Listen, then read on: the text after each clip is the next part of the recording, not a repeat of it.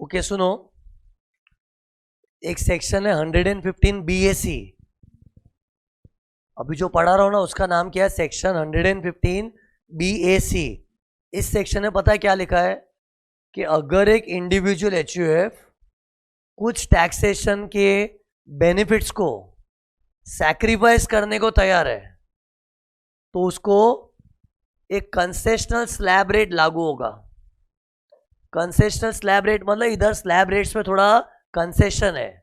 Concession की feeling लाऊं तुम लोग को। नॉर्मली 10 लाख क्रॉस होते ही 30% आता है, लेकिन इधर देखो 10 लाख के बाद तो 15% है, सॉरी 10 लाख के बाद 20 है, मतलब 30% कब आएगा? 15 लाख के बाद। अरे मतलब ये थोड़ी कंसेशनल टैक्स रेट्स है, लेकिन ये चाहिए तो अपने को कुछ टैक्स के बेनिफिट्स की कुर्बानी देनी पड़ेगी। अब इस थियरी मेन पता है अपने को क्या रटना पड़ेगा कि क्या क्या कुर्बानी देनी पड़ेगी। अरे कुर्बानी किसकी? टैक्सेशन के कुछ डिडक्शंस की, कुछ एग्जेम्पशंस की, टैक्स में कुछ बेनिफिट्स होते हैं ना, वो तो मैं बताऊंगा पॉइंट्स, सब तुम लोग को समझेगा क्या बोल रहा हूं। लेकिन टैक्सेशन के कुछ बेनिफिट्स की कुर्बानी देने को तैयार हो तो टैक्स तुमको ऐसे आएगा। कोई बोले नहीं नहीं मुझसे कुर्बानी नहीं दी जाएगी, हाँ तो ठीक है, तेरे को बेनिफिट्स चाहिए तो फिर टैक्स नॉर्मल स्लैब रेट से आएगा। पहले नॉर्मल स्लैब रेट याद है, अप टू 2.50%, 2.5 to 5%, फिर 5 lakhs to 10 lakhs 20% और अबाउट 10 lakhs 30%। तो नॉर्मल स्लैब रेट से टैक्स आएगा अगर तुझसे कुर्बानी नहीं दी जा रही तो। अरे मतलब दो ही चीज है, कुर्बानी देगा तो ऐसा स्लैब रेट्स, कुर्बानी नहीं देगा तो वैसा वाला स्लैब रेट जो पहले पढ़ाया था। तो इसमें मेन याद क्या करना मालूम है? क्या क्या चीजों की कुर्बानी देनी है। तो ये देखो, list of कुर्बानियां, list of कुर्बानियां।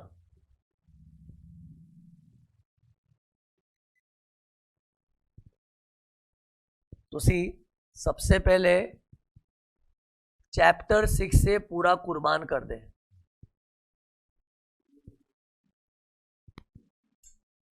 Chapter 6 से में जो पढ़ा था ना, ATC, ATD, ATU वगैरह कुछ भी नहीं मिलेगा।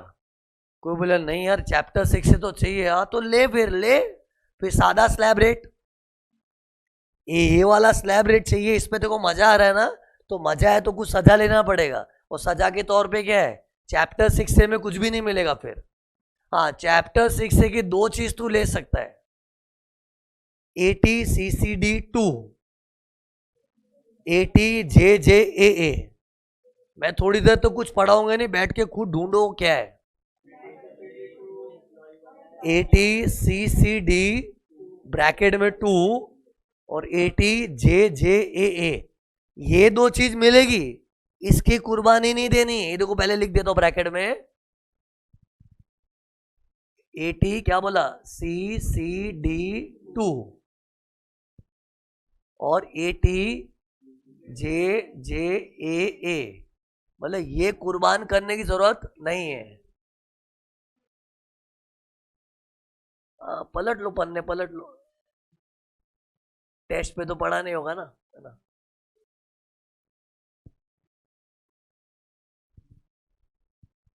अरे ये मिलेगा, ATCCD2 क्या था? यस, मान लो तुम लोग मेरे एम्प्लॉई हो और तुम लोग के लिए मैं तुम्हारे NPS अकाउंट में पैसा जमा कर रहा हूं। NPS का फुल फॉर्म क्या है? National pension scheme. और NPS तुम लोग ने ये खाता क्यों खोला है? अपने बुढ़ापे की चिंता में। मतलब तुम्हारा बॉस ऐसा है, तुमको शायद बुढ़ापे पेंशन नहीं देने वाला, ऐसा बॉस होगा खड़ूस, तो तुम लोग ने खुद के लिए अपना एक NPS अकाउंट खोला है और उसमें तुम तो टाइम टू टाइम जमा कर रहे हो, और बॉस ने बोला ठीक है चल मैं तो को फ्यूचर में कोई पेंशन तो नहीं दूंगा, लेकिन मैं तेरे खाते में मैं भी जमा करता हूँ, थोड़ा जितना होगा मैं जमा करूंगा। तो बॉस अपने NPS में जमा करता है ना, इसकी तुम्हें पहले खुशी होती है, और वो खुशी को पहले खुशियों की लिस्ट में शामिल करना पड़ता है as a perquisite income from salary के हेड में, स्टेटमेंट में इंक्लूड करते पहले इसको, एम्प्लॉयर का पेंशन स्कीम में जमा करना। जैसे मान लो तुम्हारे लिए पेंशन स्कीम में मैंने ₹1,00,000 डाला है, तो पहले तो खुशी हुई, फील द खुशी कि यार तुम्हारे लिए बॉस जमा कर रहा है, और जो भी पैसा जमा होगा उसका बुढ़ापे में तुम्ही को मिलने वाला है। तो तुम्हारे लिए बॉस ने जमा किया तो पहले तो तुम्हारे लिए बेनिफिट हुआ, तो वो तुम्हारे इनकम फ्रॉम सैलरी में इंक्लूड होगा। जैसे मैंने 1 लाख बोला तो 1 लाख, एंड फिर तुम लोग को चैप्टर 6 में उसका डिडक्शन मिलता है 10% of basic plus DA in terms. और मान लो तुम्हारा 10% of basic plus DA in terms कुछ 70,000 आ रहा है, तो 70,000 का डिडक्शन मिलता है, और वो जो मिलता है वो ले ले, उसकी कुर्बानी नहीं देनी है। बाकी तुमने जो लंप पेंटर से पैसा डाला होगा, मेडिक्लेम इंश्योरेंस भरा होगा, घर में कोई बीमार है, था ना बीमारी, ATDDB, घर में कोई हैंडीकैप्ड है या फिर तू खुद हैंडीकैप्ड है, उसका कोई चैप्टर 6 से मिल रहा है, बॉस वो सब नहीं मिलेगा। हाँ ये मिल जाएगा तेरे को, क्या? एम्प्लॉयर्स कॉन्ट्रीब्यूशन टू NPS, क्योंकि उसको इनकम फ्रॉम सैलरी में वैसे ही डालना पड़ता है ना यार। लॉ क्या बोलता है, चैप्टर 6 का कुर्बानी देना है, लेकिन इसका तो इनकम फ्रॉम सैलरी में भी तो इम्पैक्ट आता है ना। जैसे बॉस ने तुम्हारे लिए NPS में डाला तो पहले उसको सैलरीज में शामिल करते हैं, ये याद है कि नहीं यार? मुझे स्ट्रेस हो रहा है क्योंकि बहुत टाइम हो गया पढ़ाए हुए, लेकिन बहुत टाइम की बात क्या है, टेस्ट के नाते पढ़ना चाहिए था। तो मेरा तुम्हारे लिए NPS में जमा करना वो तुम्हारे लिए बेनिफिट है, it will be included in your salary, and फिर तुमको चैप्टर 6 के अंदर 80 CCD2 में डिडक्शन मिलता है, तो वो मिलेगा, ये टिक किया मैंने, इसकी कुर्बानी नहीं देनी है। फिर और क्या है बताओ, JJAA। हाँ मीन्स अगर एक मैं बहुत बड़ी कंपनी हूँ और मैं न्यू एम्प्लॉयज लोग को रखता हूँ, अरे न्यू लोगों को नौकरी पे रखते हैं ना, अरे बेरोजगारी दूर करने के लिए सेक्शन खोला था कि कम ऑन बड़ी बड़ी कंपनियों जो बेरोजगार बैठे उनको नौकरी पे रखो, और अगर तुम लोगों को नौकरी पे रखोगे तो उनकी पगार का बिजनेस में तो खर्चा दिखाने मिलेगा ही, बिजनेस में तो खर्चा ही है ना अपना, प्लस चैप्टर 6 में उसका 30% एक डिडक्शन मिलता है, तो वो जो मिलने वाला है ले लो। क्यों गवर्नमेंट क्या बोलता है, कुर्बानी के चक्कर में ये सेक्शन कुर्बान करवा दिया तो बेरोजगारी का दूर करने का हमारा जो प्लान था वो चौपट हो जाएगा। इधर बेरोजगारी दूर करने का प्लान लगा के नहीं, ये इंसेंटिव है। आज मैं भी बहुत बड़ी कंपनी चलाता हूँ, तो नए लोग को नौकरी पे रखता हूँ ना, तो उनकी पगार का मुझे इनकम फ्रॉम बिजनेस के हेड में खर्चा तो दिखाने मिलेगा, अरे प्रॉफिट एंड लॉस अकाउंट में खर्चा दिखाते ना, उसके बावजूद भी मुझे उनकी पगारों का और 30% डिडक्शन मिलता है चैप्टर 6 में। तो वो गवर्नमेंट कुर्बान करने को मना कर रही है कि वो अगर तुमको मिल रहा है तो ले लो, लेकिन बाकी कुछ भी चैप्टर 6 का नहीं मिलेगा। ये क्या कुर्बानी है, लंबी लिस्ट है, मैंने ऊपर से लिखना चालू किया है, लिस्ट के लिए जगह चाहिए मेरे को। Be ready to by heart. और ये बहुत फेमस थियरी है, इन लोग करते हैं एग्जाम में, क्या करते हैं बता दो एग्जाम में सम कैसे आएगा। पहले दूसरा देखो, सेक्शन 10AA, इसकी भी कुर्बानी देनी पड़ती है। सेक्शन 10AA सुनो क्या होता है, जो लोग एक्सपोर्ट करते हैं ना, एक्सपोर्ट, उन लोग को एक्सपोर्ट करके जो प्रॉफिट होता है ना, प्रॉफिट, वो प्रॉफिट कौन से हेड में जाएगा, salary, house property, business, capital, reforms, किधर? सिंपल क्वेश्चन पूछ रहा हूँ रे, बिजनेस। हाँ आज अगर मैं एक्सपोर्टर हूँ तो मेरा प्रॉफिट बिजनेस के हेड में आएगा, लेकिन पहले वो प्रॉफिट को बिजनेस में शामिल करते हैं, फिर बाद में चैप्टर 6 की तरह एक डिडक्शन अंडर 10AA होता है, उधर अपना लेस हो जाता है प्रॉफिट पूरा। मतलब पहले प्रॉफिट्स अपने इनकम में इंक्लूड होता है, लेकिन बाद में वो लेस करने मिलता है। क्यों? क्योंकि मैं एक्सपोर्टर हूँ, और एक्सपोर्टर लोग भारत में फॉरेन करेंसी लाते हैं, तो उस बात की गवर्नमेंट को खुशी है। इससे एक्सपोर्ट के धंधे में मैंने 100 करोड़ भी कमाया ना, तो वो 100 करोड़ मेरी इनकम में डलेगा, फिर पूरा माइनस भी हो जाएगा। पूरा माइनस हो गया मेरा तो इनकम नील हो गया, लेकिन हमेशा नील नहीं होता है। ये तो कब, अगर मैं फुल एक्सपोर्ट करता हूं तो। लेकिन जो लोग एक्सपोर्ट करते हैं वो लोग क्या करते हैं, आधा माल इंडिया में बेचते, आधा एक्सपोर्ट में आता है। हाँ अगर तू आधा इंडिया में बेचेगा, आधा एक्सपोर्ट करेगा, तो तेरे प्रॉफिट्स का आधा ही माफ होगा। बड़ो आधा माफ होता है ना, लेकिन वो माफी नहीं मिलेगी। कोई एक्सपोर्टर होने का आपको खास फायदा नहीं मिलेगा। अगर आपको ऐसी अच्छी वाली टैक्स रेट चाहिए तो कोई बोले नहीं नहीं 10AA तो मेरा फेवरेट है यार, मैं तो बचपन से एक्सपोर्टर हूँ, मैं तो 10AA सेक्शन का आदी हो चुका हूँ। हाँ तेरे को ये चाहिए, इतनी तलब है तेरे को इसकी, तो ले फिर बाद में वो वाला स्लैब रेट। कौन सा, पुराना वाला? सी बाय द वे 10AA का एक छोटा कैलकुलेशन होता है, एक फॉर्मूला होता है, मैंने तुमको अभी रफली बताया था। इसका छोटा सा कैलकुलेशन है, वो तुमको बताऊंगा। अभी अपना जो बाकी है ना, छोटा मोटा फिनिशिंग टच बाकी है। मोटा मोटी इंडेक्स देखोगे ना तुम लोग, सब खत्म है, लेकिन कहीं ना कहीं छोटे छोटे कोने कोपचे देखो, कुछ कुछ चीजें बाकी है। जैसे ये भी चीज तुमको मॉड्यूल में कोई कोने कोपचे में दिखेगी, ऐसे पूरे मॉड्यूल के अंदर कुछ कुछ कोने कोने कोपचे में छोटी छोटी चीजें है, जैसे उनमें 10AA भी है, ये भी सिखाऊंगा, लेकिन अभी थोड़ा रफ आइडिया देना पड़ रहा है, इसे रफ आइडिया दे रहा हूँ।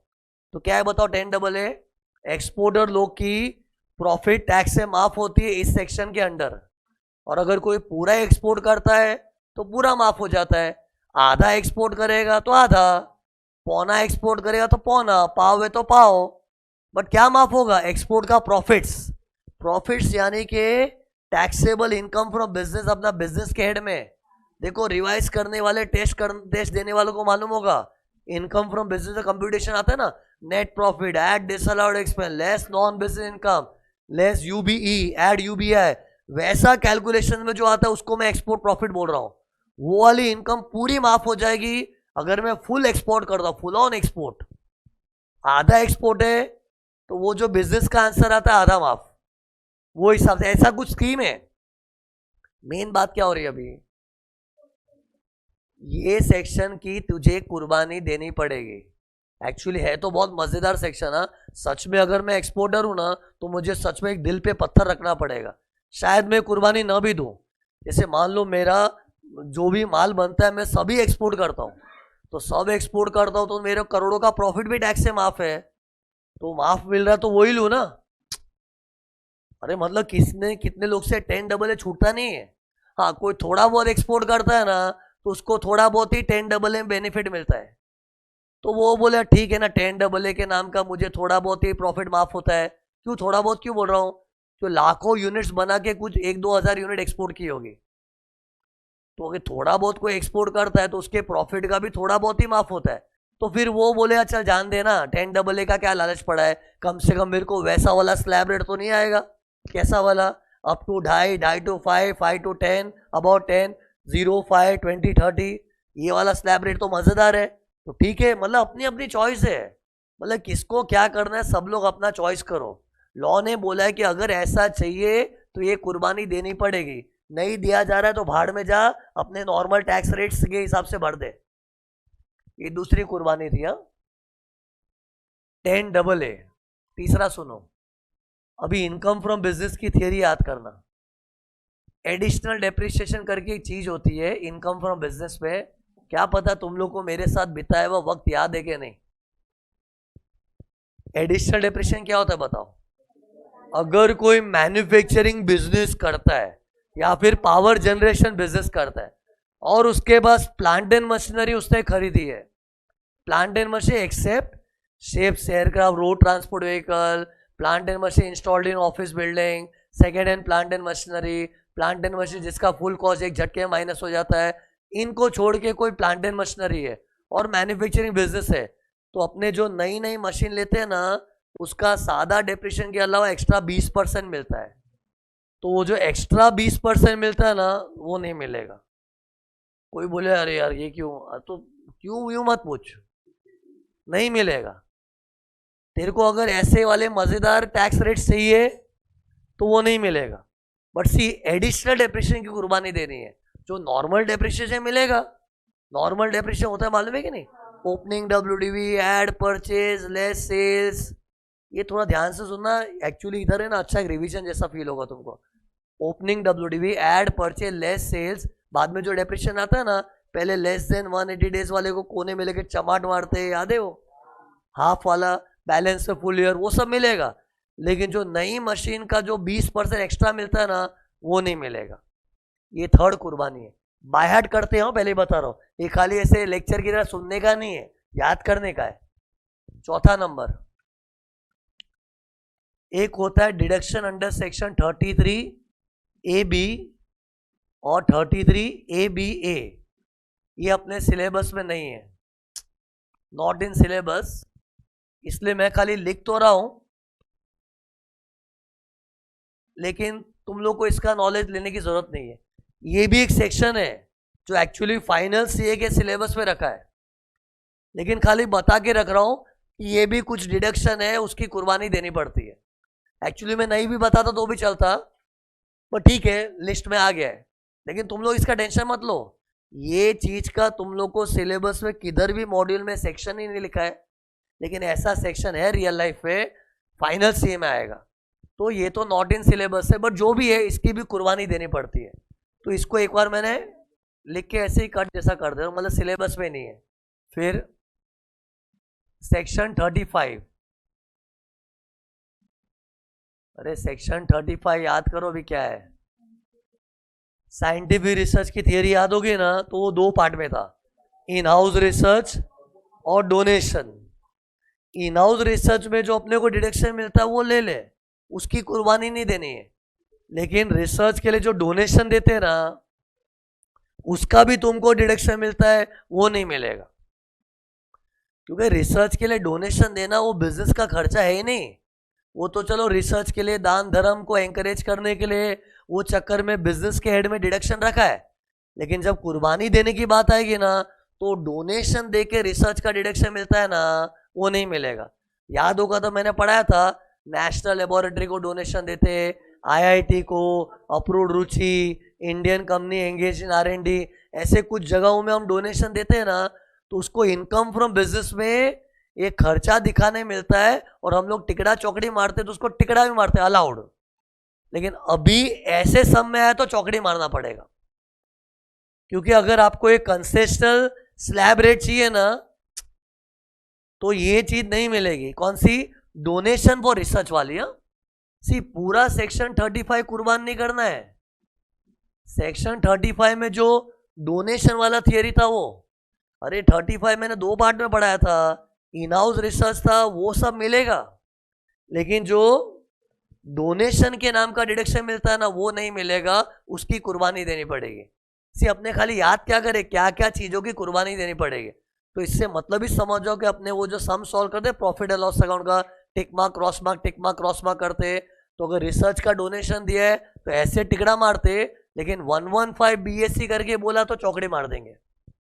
अरे इन लोग क्वेश्चन में बोलते calculate the tax liability assuming assessees opted for section 115 BSc। Opted for मतलब उसने ये ऑप्शन चुना है, ऐसा सब में लिखते।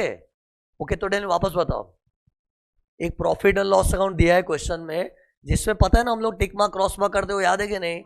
तो वैसा समय नीचे बोला है compute the tax liability assuming the assessees not opted for 115 BSc।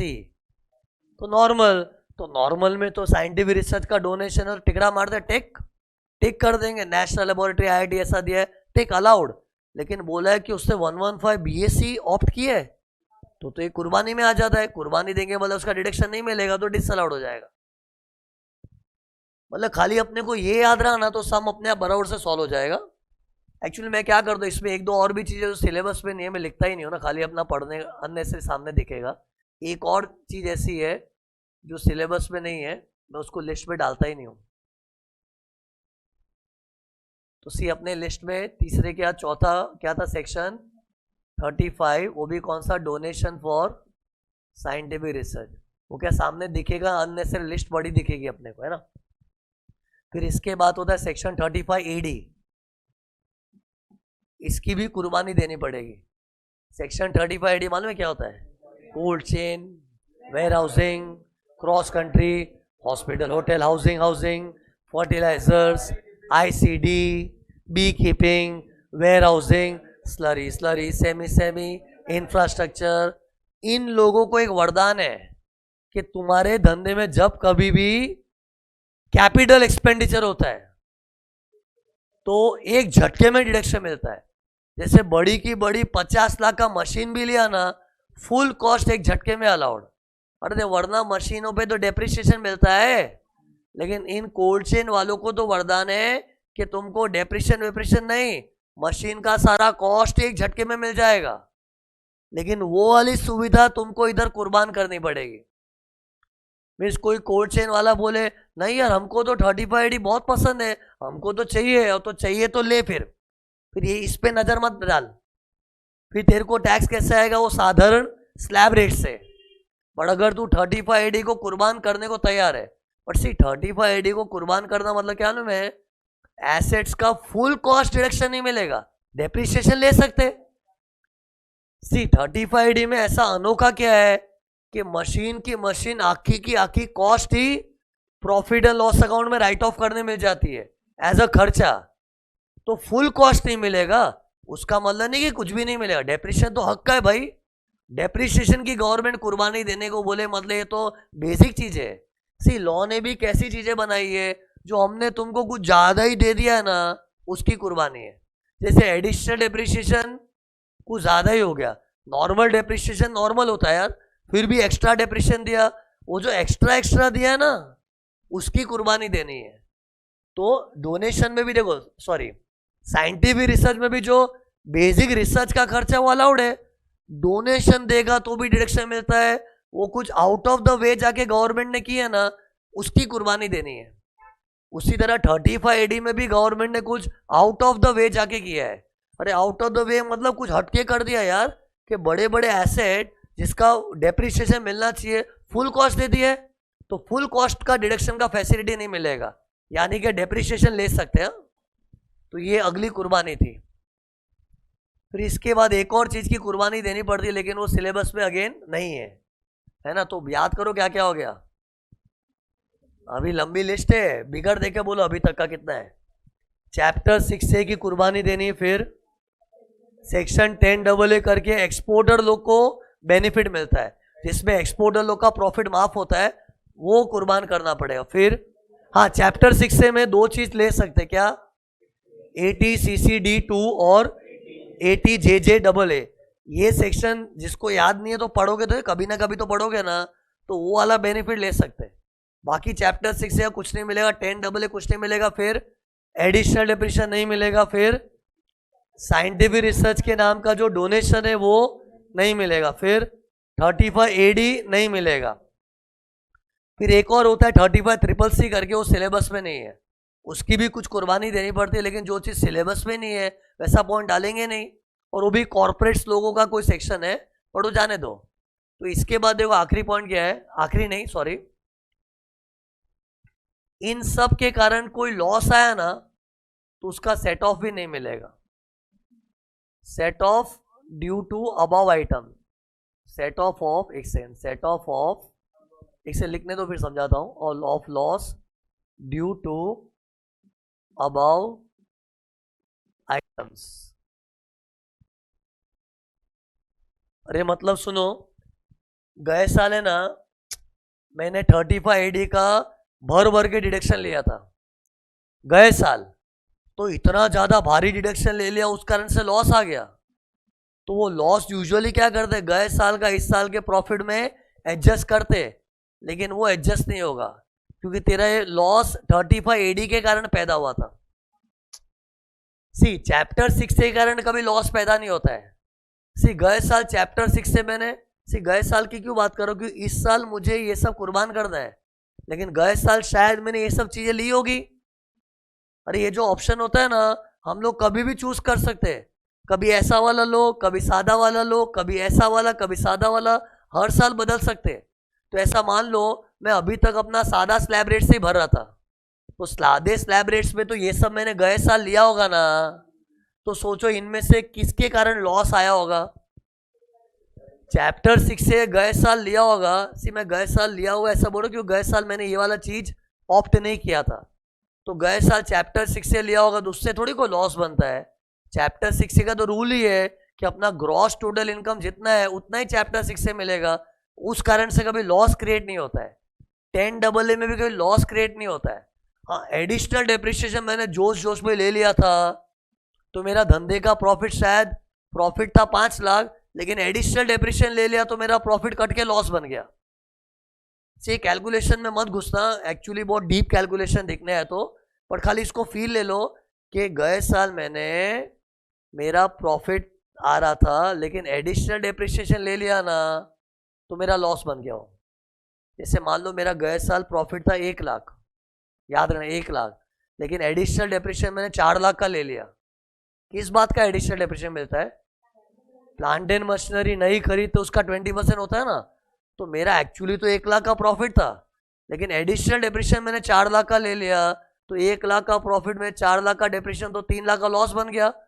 तो वो लॉस आमतौर पे गए साल का मैं इस साल एडजस्ट कर सकता हूं, लेकिन वो नहीं मिलेगा, क्योंकि तेरा लॉस एडिशनल डेप्रिसिएशन से पैदा हुआ है, लेकिन एडिशनल डेप्रिसिएशन का शटर डाउन है इधर, ये सब की कुर्बानी दे रहे ना। लॉ क्या बोल रहा है, ये सब तुझे अभी तो मिलेगा नहीं, और तूने गए साल भी लेके उससे कोई लॉस पैदा किए होंगे ना, तो वो लॉस को भी कैंसल। नहीं तो गए साल का लॉस में इस साल एडजस्ट करता हूं। जैसे मेरे प्राइम विजन के धंधे में गए साल मेरा कोई लॉस हुआ होगा और इस साल भर भर के प्रॉफिट है, तो उसको एडजस्ट करके टैक्स भरना पड़ता है। अरे नॉर्मली ऐसा मिलता है, लेकिन अगर मेरे पास गए साल का लॉस जो है, जो इन कारणों से पैदा हुआ था, तो वो लॉस अगर मेरे पास पड़ा है ना, और मैं बोलूं वो तो एडजस्ट कर, नहीं, तेरे को ये चीजें ही मना कर दी हमने। जब ये चीजें मना की थी, तो इन चीजों से तूने गए साल कोई लॉस बनाया था, तो लॉस भी कैसे देंगे? नहीं, वो तो गए साल था, गए साल तो मैंने कुर्बानियां नहीं दी थी। अरे गए साल नहीं दी कुर्बानी, लेकिन उसका लॉस पड़ा हुआ लेके तो तू इस साल आ रहा है, और इस साल जब कुर्बानी देनी है, तो ये साल तो तुझे ये सब मिलेगा भी नहीं, लेकिन गए साल भी तेरा लॉस बना, तो उस कारण से वो भी सेट ऑफ नहीं होगा। इसको खाली थियोरेटिकली याद रखना, मतलब सम में ऐसे कुछ कैलकुलेशन के फॉर्म में नहीं आएगा। अरे आएगा भी तो इन लोग बोलेंगे कि एसएससी के पास पहले का कुछ लॉस पड़ा है, वो एडिशनल डिप्रिसिएशन के कारण हुआ था, या 35 एडी के कारण हुआ था, ऐसा बता देंगे। तो फिर क्या करोगे? उसको अपने करंट ईयर के प्रॉफिट में एडजस्ट मत करना, नहीं तो हम लोग करंट ईयर के प्रॉफिट में जूना पुराना लॉस एडजस्ट कर सकते हैं, लेकिन सब में क्या बोला होगा कि उसका जो लॉस है वो 35 एडी के कारण था, या फिर बोलो एडिशनल डेप्रिसिएशन के कारण था, या फिर डोनेशन बहुत देके बैठ गया था रिसर्च के लिए, उस कारण से लॉस बना था। तो अगर एक्चुअली इन 3 कारण से लॉस बन सकता है, ये चीज तो है ना, गवर्नमेंट अपने को कुछ माफ कर रही है ना, तो माफ तो जितनी इनकम है उतना माफ कर, उस पर तो लॉस बन सकता है। ये चैप्टर 6 से में कभी लॉस बनता है क्या? जीटीआई में मैंने एटीसी एटीडी माइनस करके नेगेटिव कर दिया, होता ही नहीं है। लॉस 5 हेड्स के अंदर होता है। अगर कोई चैप्टर 6 में भरपूर ले भी लेता है ना, तो जीटीआई तक रेस्ट्रिक्ट करना पड़ता है। ऐसी बातें हुई थी उन दिनों में यार, अपना ग्रॉस टोटल इनकम ही 5 लाख है, कोई बोले नहीं मैंने चैप्टर 6 में 8-10 लाख का जुगाड़ तो कर ही दिया है, करने से क्या होगा, तेरा इनकम ही 5 लाख है, तो काट काट के 5 ही काटेगा ना। मतलब ये बोल रहा हूं कि चैप्टर 6 से कभी लॉस पैदा नहीं होता है। हाँ, धंधे में हो सकता है कि बच्चों से मुझे फीस कम मिल रही है लेकिन खर्चे बहुत है, तो लॉस हो सकता है। तो लॉस पैदा इससे भी नहीं होता, इससे भी नहीं होता, ये भी एक टाइप का एग्जेम्पशन जैसा है। तो जो प्रॉफिट हो माफ हुआ होगा, अब प्रॉफिट को माफ कर सकते, प्रॉफिट को लॉस थोड़ी बना सकते यार। हाँ, ये एडिशनल डेप्रिसिएशन एक डिडक्शन है कि अपने धंधे में प्रॉफिट हो गया, लेकिन इतना ज्यादा डेप्रिसिएशन मिल रहा है कि लॉस आ रहा है। तो लॉस किससे किससे बन सकता बताओ? एडिशनल डेप्रिसिएशन 35 में डोनेशन दे दिया होगा तो 35 एडी, इन 3 चीजों के कारण विशेष तौर पे लॉस हो सकता है। लेकिन गए साल का, इस साल तो मुझे मिलेगा ही नहीं, लेकिन गए साल मैंने लिया होगा ना डिडक्शन, तो उससे मेरा लॉस हुआ होगा, तो वो लॉस अगर मेरे पास पड़ा है तो फेंक दो उसको, फेंक दो उसको, सेट ऑफ नहीं करने का है। और क्वेश्चन में ऐसा बोला है तो ऐसे ही बोला है, ब्रॉड फॉरवर्ड लॉसेस पड़े उसके पास, कुछ बोला ही नहीं है। अरे खाली ऐसे बोला है ब्रॉड फॉरवर्ड लॉस, तो अपने क्या मानेंगे कोई सादा लॉस होगा, तो एडजस्ट कर लेना। कहाँ एडजस्ट करना है? अपने करंट ईयर की इनकम में उसको एडजस्ट कर सकते हैं, और एडजस्ट करके टैक्स भरेंगे। लेकिन अगर ऐसा बोला है broad forward loss, brought forward समझता है इंग्लिश में, ब्रॉड मतलब पहले से लाया हुआ, brought forward loss arising due to 35 AD, तो इसको इग्नोर कर देना।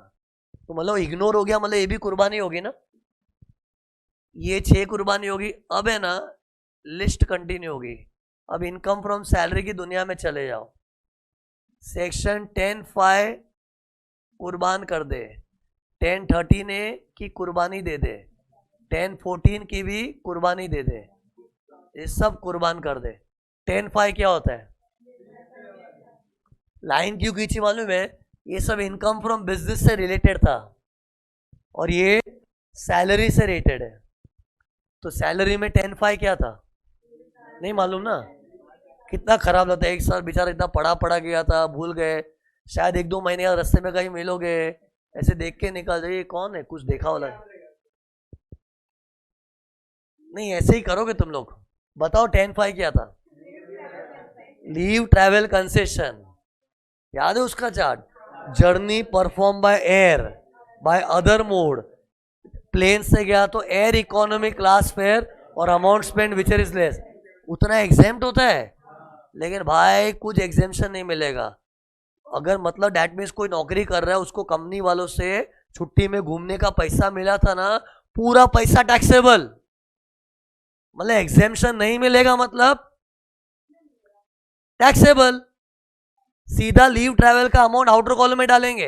अरे नहीं तो मैंने उन दिनों में सिखाया था, लीव ट्रैवल पहले इनर कॉलम में लिखो, लेस एग्जाम अंडर सेक्शन 10(5), और वो माइनस करके बैलेंस आउटर कॉलम में लेते थे ना। लेकिन वो लेस एग्जाम अंडर सेक्शन 10(5) नहीं मिलेगा। तो लगा लीव ट्रैवल का जो पैसा मिला है ना, वो पूरा आउटर कॉलम में, तो ये भी एक कुर्बानी है। फिर 10(13) ने क्या था? हाउस रेंट अलाउंस, उसको हम लोग क्या करते थे, पहले इनर कॉलम में लिखो, फिर लेस एग्जाम अंडर सेक्शन 10(13) ने 1, 2, 3 विच इज लेस 50% और 40% of basic plus DA plus turnover commission, rent paid minus 10% of basic plus DA plus turnover commission, actual amount receipt which is less, उतना amount deduct करके balance लेते थे। लेकिन वो भी exemption नहीं मिलेगा। मतलब तुझे कंपनी से जो एचआरए मिला है ना, चुपचाप आउटर कॉलम में डाल, फुल्ली टैक्सेबल। अरे मतलब अरे सी बुरा क्यों लगाने का है? अरे बुरा लग रहा है, लेकिन फायदा क्या मिल रहा है तुमको? इससे अच्छा नहीं लग रहा है? शिट, नहीं खास किसको लगे मालूम है क्या? मतलब जो सोचो 10, अरे टैक्स थोड़ा तो बच रहा है ना इधर अपना यार। 10 लाख के ऊपर कितना होता है? 30%, लेकिन इधर 10 लाख के ऊपर के 20% आ जाएगा, तो थोड़ा तो बचत हो रहा है ना।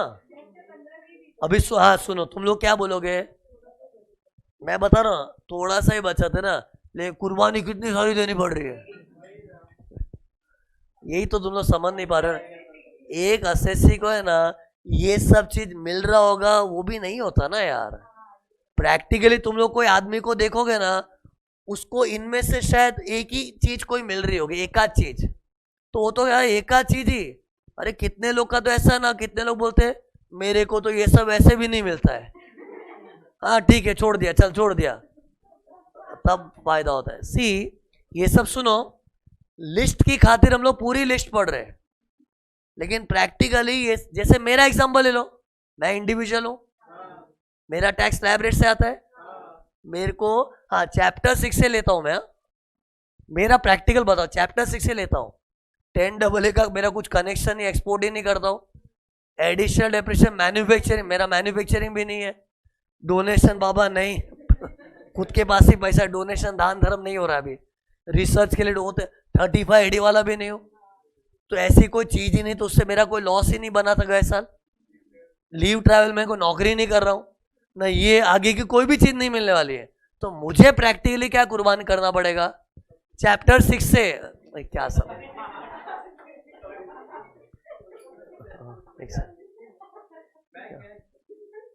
क्या हो गया? हाँ ठीक है,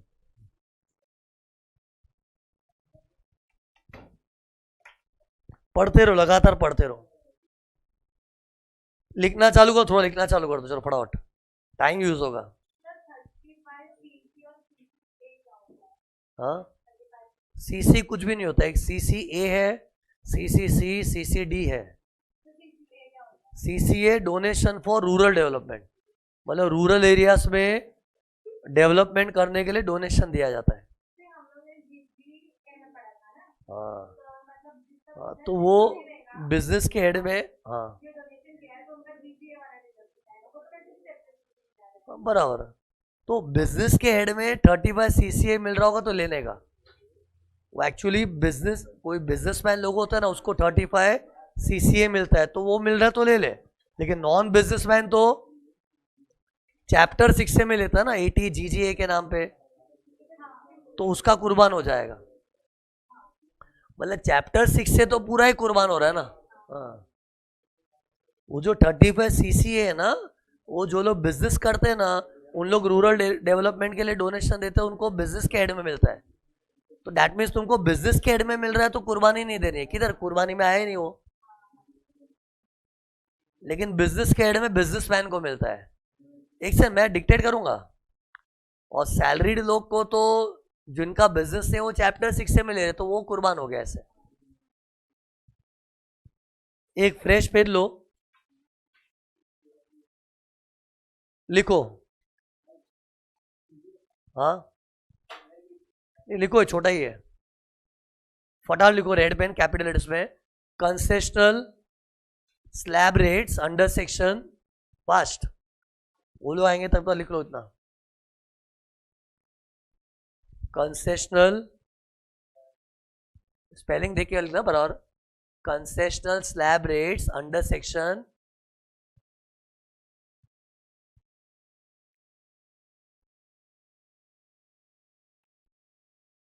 क्या था under section 115 BAC।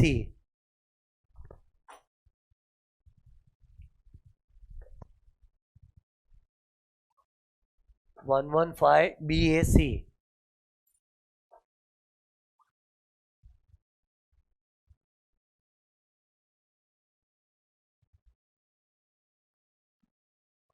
Okay, underline करना हेडिंग, इसके नीचे लिखो,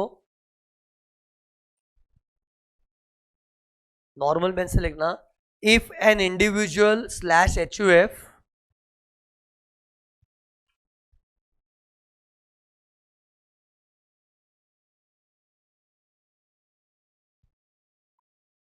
रेड पेन से लिखना, एक स्लैश HUF था, स्लैश कॉमा क्यों किए। I repeat, if an individual slash HUF, फिर रेड पेन से लिखो, sacrifices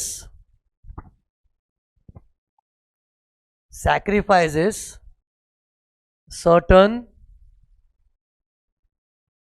बड़ा लिखना, sacrifices certain tax benefits, ये रेड है पूरा,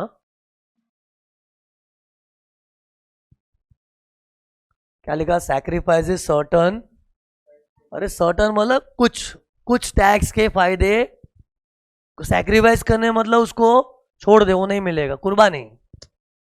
तो क्या लिखा, एक से ना, सैक्रिफाइसेस सर्टन टैक्स बेनिफिट्स, फिर नॉर्मल पेन से लिखना, देन, नॉर्मल पेन से लिखो अभी, नॉर्मल पेन से लिखो, then such individual HUF will be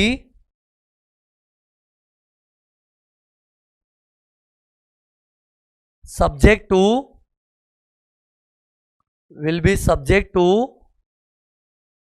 फिर रेड पेन से लिखो, concessional slab rates, concessional slab rates, normal pen से लिखना एज फॉलोज।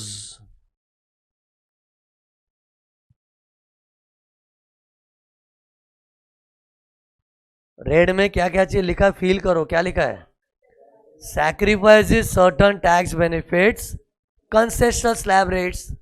तो सी अपनी बात ये हो रही थी, इन लोग जब गए थे ना, तभी सुनो, सुनने में लग रहा है क्या इतना कुछ खास टैक्स में फायदा नहीं हो रहा है, लेकिन कुर्बानी भी इतनी कोई लंबी चौड़ी नहीं है।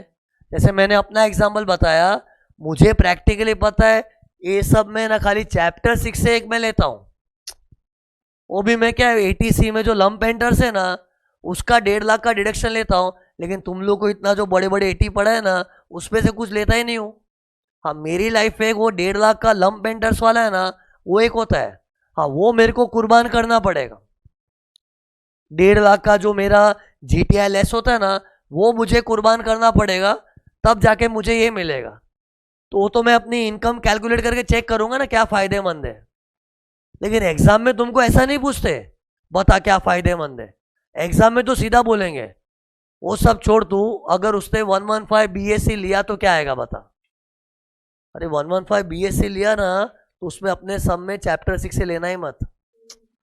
अरे बोल रहा है ना 115, अरे क्वेश्चन में बोलेंगे, क्वेश्चन में ऐसा नहीं बोलेंगे कि एसएससी को सलाह दो। जैसे मुझे सलाह देना है तो तुम दे पाओगे कि नहीं। जैसे मेरे पास दो ऑप्शन क्या है, मेरी इनकम में मुझे चैप्टर 6 से मिले तो वो वैसा वाला स्लैब रेट, लेकिन मुझे कुर्बानी देनी तो चैप्टर 6 से कुर्बान करूंगा तो ऐसा वाला स्लैब रेट। तो एक्चुअली तो दो कैलकुलेशन करके देखना पड़ता है किस पे टैक्स कमती आ रहा है। रियल लाइफ में लोग ऐसे ही चूज करते हैं ना, लेकिन इन लोग एग्जाम में उतना डीपली डालते क्योंकि कैलकुलेशन बहुत ज़्यादा हो जाती है ना। मतलब एक बार सादा वे में कैलकुलेशन करो, फिर ये सब को इग्नोर करके टैक्स कंप्यूट करो, ऐसे ही सम बड़ा होता है तो डबल सम हो जाएगा ना फिर वो। बट आने में डाल सकते हैं इन लोग, लेकिन क्या बाद में सम छोटा बनाएंगे, ज़्यादा डिटेल्स नहीं डालेंगे। तो एक्चुअली चूज कैसे करना चाहिए, दोनों वे में करो जिसपे टैक्स अपना कम आ रहा है वो बेहतर है। बट यूजुअली इन लोग क्या करते हैं, सम देते और लास्ट में लिख देते assuming assessee has opted for 115 BSc, और ऑप्टेड फॉर बोला मतलब तो ये सब बाद में सब में दिख रहा होगा तो इग्नोर करना, लेने का नहीं। चैप्टर 6 का माहौल बनाएंगे, कुछ मत लेना। हाँ इसका अगर माहौल बना तो ले लेना। और अगर सब में बोला है assuming assessee has not opted for 115 BSc, तो नॉट ऑप्टेड मतलब पहले जैसे सॉल्व करते थे। अरे पहले अपने सब सम कैसे सॉल्व किए, अरे अपने सम सॉल्व किए जिसे पांचों हेड का कंप्यूटेशन है वो सटक लटक करते थे ना। अपने जब कभी भी सम सॉल्व किए ना, ये अजम्पशन पे किए कि उस बंदे ने 115 बीएससी ऑप्ट नहीं किया है और सम में कुछ भी नहीं दिया तो वैसे ही सॉल्व करने का। लेकिन अगर बोल दिया कि नहीं उसने 115 बीएससी ऑप्ट किया है, तो पहले तो स्लैब रेट ऐसा ले लोगे और इनमें से कुछ भी दिखा ना तो वो सब बेनिफिट मत लेना। तो सी हम लोग किधर पहुंचे थे, हाँ एक से कोई डाउट पूछ रहा था कोई।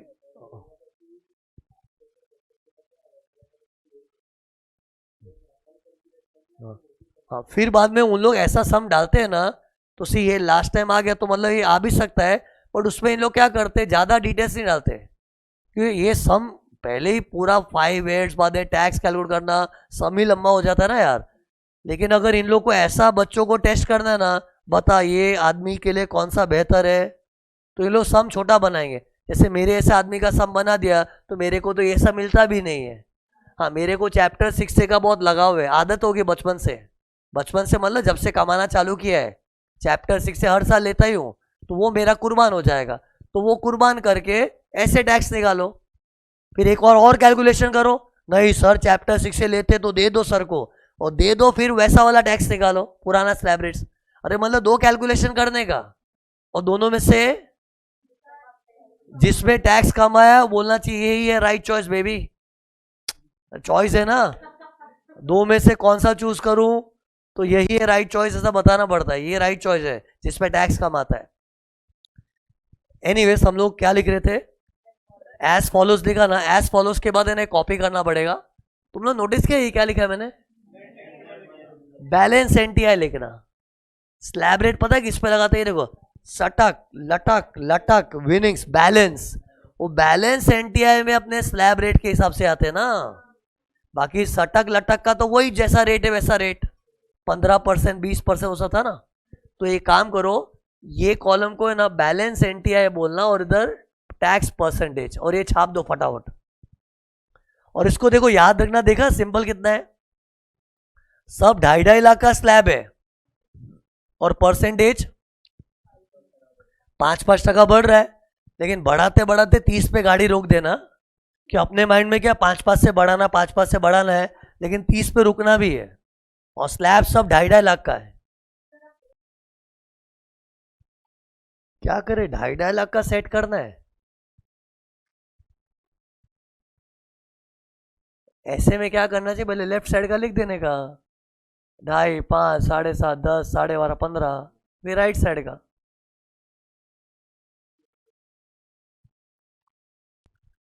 फिर इसके बाद है ना तुम लोग सोचो क्या लिखे इसके बाद, कुर्बानी क्या देनी है ना। तो do one thing, red pen से ना ऐसे एरो बना के लिखना कुर्बानी, ये खाली अपने समझने के लिए। इंग्लिश पे क्या लिखना है बोलूंगा।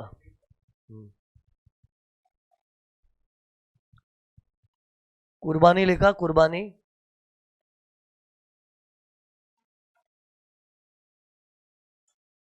अब इसके नीचे नॉर्मल पेन से लिखो नेक्स्ट लाइन,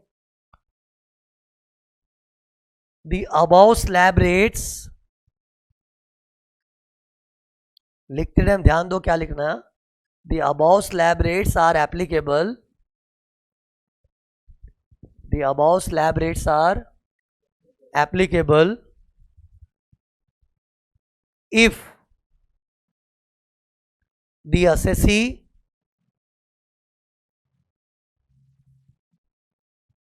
रेड पेन से लिखना sacrifices,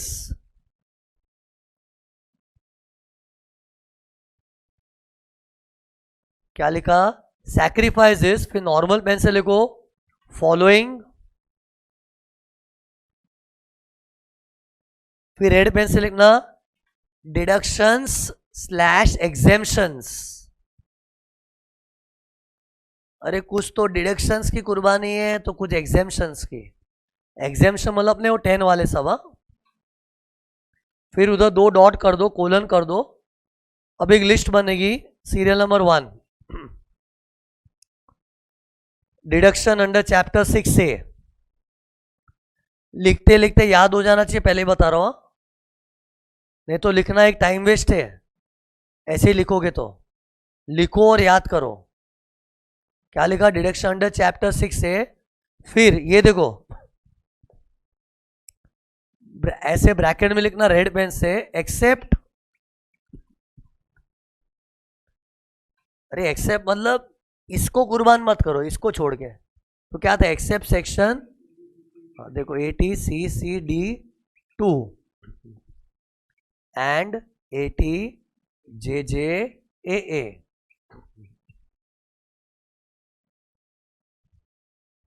फिर सेकेंड पॉइंट नॉर्मल पेन से serial number 2 deduction under section 10AA। ये 10AA को भी ना लॉ डिडक्शन बोलता है, नहीं 10AA डिडक्शन के नाम से परिचित है, मतलब वो मतलब इसका डिडक्शन के नाम से चलता है। हाँ 10 करके ब्रैकेट आता है ना तुरंत, तो वो एग्जेम्पशन है। ये देखो 10 करके ब्रैकेट नहीं है, 10AA ये अपने आप में अलग सेक्शन है। सिर्फ 10 बोलते हैं, बाद में ब्रैकेट में 1, 5, 13A, 14, तो वो सब एग्जेम्पशंस की दुनिया है। सिर्फ 10 और ब्रैकेट, ये सिर्फ 10 है कि 10AA, तो ये इंडिपेंडेंट सेक्शन है और ये एग्जेम्पशंस के नाम से पॉपुलर नहीं है डिडक्शन। खैर कुछ फर्क नहीं पड़ता। फिर थर्ड पॉइंट,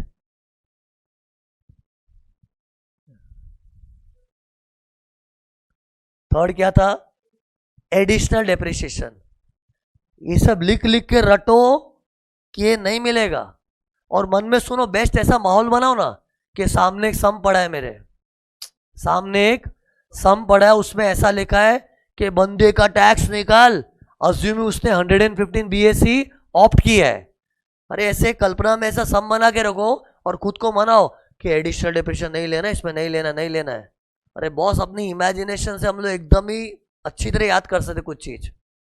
तो सम में से सामने पड़ा है और एडिशनल डेप्रिसिएशन का माहौल बना हुआ है, लेकिन नहीं लेंगे क्योंकि वो 115 BAC ऑप्ट कर रहा है। फिर next point deduction under section 35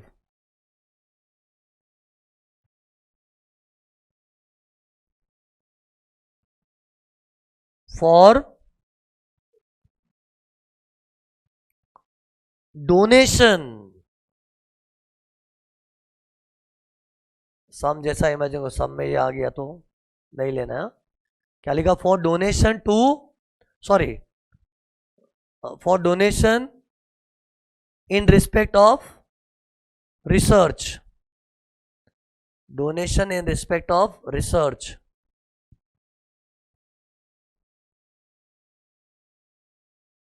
bracket में पेंसिल से लिख दो, इन हाउस रिसर्च वाला मिलेगा।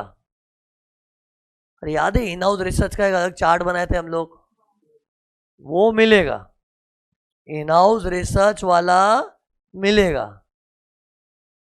मतलब अपने क्वेश्चन में जस्ट साइंटिफिक रिसर्च एक्सपेंस मिला है ना, तो उसको अलाउड कर देंगे। और अपने सम्स में अलाउड को ऐसे टिक मारते थे। डोनेशन लिख के बोला तो नॉट अलाउड। सी ये शुरुआत में क्यों नहीं पढ़ाते वाले में क्या? अरे पहले बेसिक चीज तो सेटल हो ना, अब सब आने के बाद ये करना पड़ता है। मैं स्टार्टिंग में क्या पहले ये सब चीजें ही नहीं आती, अब ये लू नहीं लू क्या करूं, लेकिन वो सेटल होने के बाद लास्ट में उठाना पड़ता ना। फिर deduction under section 35AD,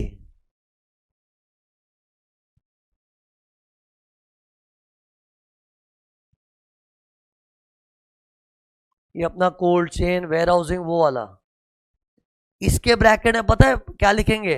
pencil से लिख दो, फुल कॉस्ट डिडक्शन नहीं मिलेगा बट सादा डेप्रिसिएशन मिलेगा। अरे अपने समझाने के लिए लिख दो, फुल कॉस्ट डिडक्शन नहीं मिलेगा बट सादा डेप्रिसिएशन, सादा मतलब वही 15% वगैरह जो रेट होती है ना, डेप्रिसिएशन मिलेगा। जैसे ये लोग कोल्ड चेन वोल्ड चेन का सम बनाते हुए ना, तो उसे सम में ऐसा माहौल बनाएंगे, ड्यूरिंग द ईयर एक बहुत बड़ा एसेट लिया है 50 लाख का, तो 50 लाख की फुल कॉस्ट माइनस नहीं होगी, लेकिन उस पर जो 10% 15% रेट है वो डेप्रिशिएशन लेंगे ना। और डेप्रिशिएशन का इफेक्ट किधर आता है? यूबी शिट, याद है तुम लोग को? अनरिकॉर्डेड बिजनेस एक्सपेंस में डालते हैं डेप्रिशिएशन एज पर इनकम टैक्स, वो लेंगे। फिर छठा पॉइंट, सेट ऑफ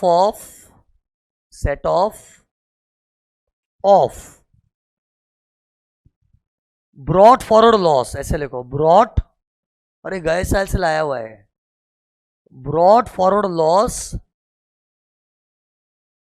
अराइजिंग, सोचो क्या लिखाऊंगा, arising due to above items. क्या लिखा? वापस बोल रहा हूं, set off brought forward loss. क्या लिखा? Brought forward loss arising out of या due to above items. Set off brought for loss arising due to above items. अरे मतलब सब में बोलेंगे, खाली ब्रॉट फॉर लॉस दिया ना तो अपने इनकम में एडजस्ट कर देना, लेकिन बोला ये ब्रॉट फॉर लॉस 35AD के कारण आया था गए साल, तो 35AD का तो दुकान ही बंद है, तो उसका लॉस भी इग्नोर। फिर एक पेंसिल से लाइन खींच दो, ये एक्चुअली खत्म नहीं हुआ है, चल रहा है अभी। ये तो क्या बीच में वो लोग वॉशरूम चले गए तो क्या है, मैं सोचा चलो चालू कर देते लिखना।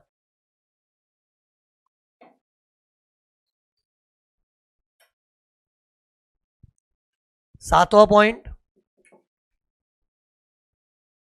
Exemption under section. गौर किया जाए शब्दों पे, कैसा शब्द इस्तेमाल हुआ है इधर? एग्जेम्पशन है। एग्जेम्पशन अंडर सेक्शन 10 ब्रैकेट में 5, पेंसिल से वहां लिख दो, लीव ट्रैवल कंसेशन। ऐसे रिवाइज करने वालों को मालूम होता है, लेकिन क्या है कभी याद ना आवे तो उधर रिमाइंडर, लीव ट्रैवल कंसेशन। फिर कॉमा,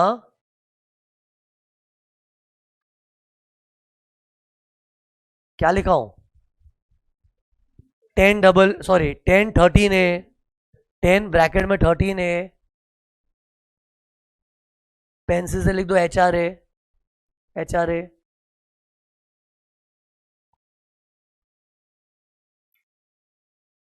एंड,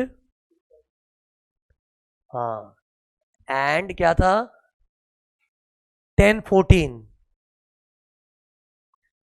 तो सुनो, अब सुना, पूरा कुर्बान करने की जरूरत नहीं है, नहीं, उसमें भी नहीं, नहीं नहीं, इसमें टीसी डीसी मिलेगा। एक बार तो मैंने कैसे बताया, सब कुर्बान कर दो, सब कुर्बान कर दो, लेकिन 4 चीज लेने में कोई मनाही नहीं है। मतलब ये कुर्बान करना है कि ले सकते हैं। जैसे इधर था ना, इधर देखो रेड पेन से लिख के टिक किया है, तो सी वो 4 चीज क्या है? ट्रैवलिंग अलाउंस टीसी उधर वाला, कन्वेंस अलाउंस टीसी उधर वाला, डेली अलाउंस टीसी उधर वाला। और टीसी उधर मालूम क्या परंपरा है? जितना स्पेंड उतना एग्जाम। जैसे ट्रैवलिंग मैंने बताया था, कोई एम्प्लॉय ऑफिस के काम से बार बार आउट स्टेशन जाता है, तो बार बार उसको टिकट थोड़ी निकाल के देते, उसका महीने का अमाउंट बांध देते। सर हर महीने तुझे ट्रैवलिंग का अलाउंस मिलेगा, ताकि ऑफिस की टिकटों में तेरा जो खर्च होता है उधर काम आएगा। और उधर में मालूम कैसे करते थे? पहले इनर कॉलम में लिखो कितना मिला है, फिर लेस एग्जाम अंडर सेक्शन 1014, जितना स्पेंड उतना एग्जाम, बाकी का टैक्सेबल। ऐसा ही कन्वेंस अलाउंस में भी था, लेकिन कन्वेंस अलाउंस लोकल ट्रैवलिंग के लिए, उधर भी माइनस करते, जितना स्पेंड उतना एग्जाम। और ये सब कुर्बान नहीं करना, ये लेना। 115 बीएससी वाला सम भी हुआ ना, तो भी ये लो, मतलब इनर कॉलम में लिख के माइनस करो। डेली अलाउंस क्या था? ऑफिस के काम से बार बार आउट स्टेशन जाता है, तो वहां होटल वोटल खाने पीने के खर्चे के लिए कंपनी पैसा देती है, for day to day expense when you are on tours, उसके लिए डेली अलाउंस है। तो वो भी जितना स्पेंड उतना एग्जाम था, वो भी मिलेगा। फिर टीसी उधर में तो और भी लोग थे ना, TCUDHR, तो यू यूनिफॉर्म अलाउंस नहीं मिलेगा, हेल्पर अलाउंस नहीं मिलेगा, रिसर्च अलाउंस नहीं मिलेगा। और वैसे भी बहुत अनकॉमन चीज़ है, और रियल लाइफ में ज़्यादा होती भी नहीं है। अपने टीसी उधर पढ़ने की खातिर पढ़ लिए, लेकिन उसमें से ना ये 3 ही ज़्यादा फेमस है। सी ये ट्रैवलिंग और डेली तो क्या है, कितने एम्प्लॉय आउट स्टेशन जाते ही रहते हैं ना, तो आउट स्टेशन के टिकट का ट्रैवलिंग है, आउट स्टेशन में होटल वोटल के खर्चे का डेली है, ये कॉमन भी है। और कन्वेंस अलाउंस भी बहुत एम्प्लॉय को मिलता है।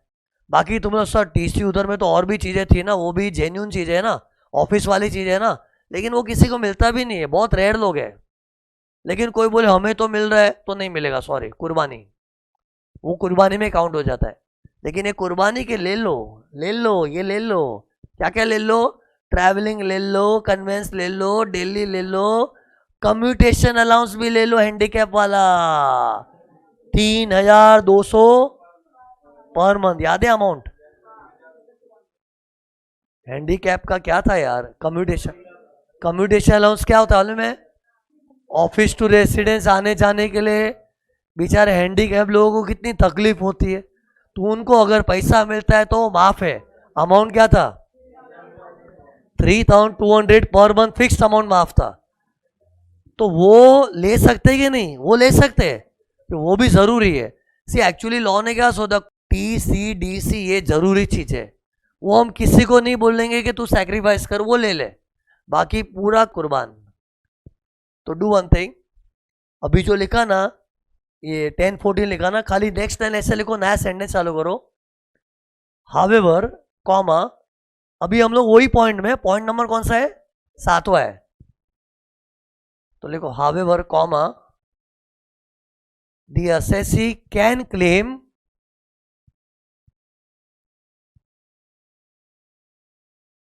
कैन लिखा है मतलब मिल सकता है उसको, है कैन क्लेम, बोल क्या लिखा हूं? एग्जेम्पशन फॉर, बोल, can claim exemption for TCDC, full form लिख देंगे, can claim exemption for TCDC, can claim exemption for TCDC।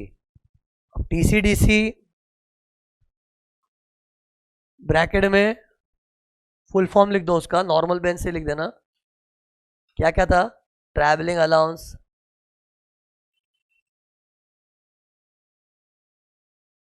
Comma, conveyance allowance,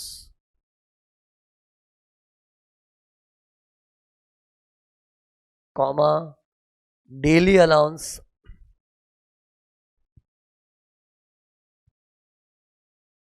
comma, क्या था? Commutation allowance. ऐसा दिखता है दिखने में, देखा हुआ तो है, जान पहचान वाला अपना ये। कम्यूटेशन अलाउंस,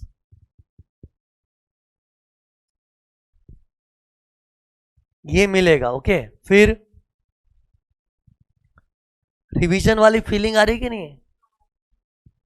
ये सब पुरानी बातें रिकैप हो रही एक तरह से। फिर देखो और अच्छा रिवीजन का फीलिंग आएगा। अभी देखो अगली कुर्बानी 1017 कुर्बान, 1032 कुर्बान, ये सैलरी का रिवीजन हुआ अपना। बिजनेस रिवाइज किया, रिवाइज मतलब थोड़ा बहुत ग्लिम्स बात तो हो गई ना उसकी। ये सैलरी अभी इफॉस 1017 डेली अलाउंस, हाँ 17 पे खतरा, खतरा से गवर्नमेंट, गवर्नमेंट के लोग, गवर्नमेंट का अवार्ड, गवर्नमेंट के अवार्ड में 17A था, लेकिन ये तो प्लेन 17 मतलब MP MLA MLC का डेली अलाउंस। MP MLA का था ना यार, उनको एक सैलरी मिलता है वो टैक्सेबल है। डेली अलाउंस हम लोग पता है उसको डैश करके ब्रैकेट में एग्जाम लिखते थे, लेकिन अभी डैश मत करना। क्वेश्चन ने बोला ना वो बंदा MP है MLA और 115 BSc का सम बनाया। अरे 115 BSc का सम ऐसा समझो, और उसने बोला है वो बंदा MP MLA कुछ है और उसको डेली अलाउंस मिला है, सैलरी मिला है, तो क्या करोगे? पहले तो उसको इफॉस में डालना है, रामू फकीर में था वो, तो सैलरी भी आउटर कॉलम, डेली अलाउंस भी आउटर कॉलम, धकेल देना टैक्सेबल। कोई बोले नहीं 1017 नहीं ना, कुर्बान हो गया वो, तो 1017 नहीं मिलेगा। फिर माइनर चाइल्ड की इनकम में भी क्या करते, पहले इनर कॉलम में लिखते, फिर लेस एग्जाम अंडर सेक्शन 1032 1500 पर माइनर चाइल्ड, लेकिन वो भी एग्जाम्शन नहीं मिलेगा। मतलब माइनर का इनकम सीधा आउटर कॉलम में धकेल देना टैक्सेबल इफॉस में। हाँ ये 1032 याद है कि नहीं? माइनर चाइल्ड एक्चुअली पूरे इफॉस में गवर्नमेंट को ये फिजूल का एग्जाम्शन लग रहा है, MP MLA लोग को एग्जाम्शन दे दिया है ना।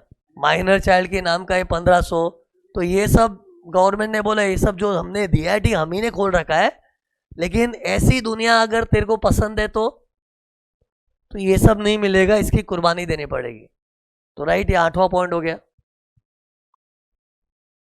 अरे कानून में ना ये सब बहुत उल्टा सीधा अरेंज करके दिया है। मैंने किस तरह से अरेंज किया मालूम है? चैप्टर वाइज ऐसे अरेंज कर दिया है। सी ये ना अपने कंप्यूटेशन में लास्ट में 2 आता है। मैंने अभी फॉर्मेट कैसा बताया बताओ? फॉर्मेट बोल, 5 वर्ड्स के बाद GTI आता है, फिर डिडक्शन अंडर चैप्टर 6 से, फिर डिडक्शन अंडर सेक्शन 10AA, तो मैंने उसकी पहले बात कर ली।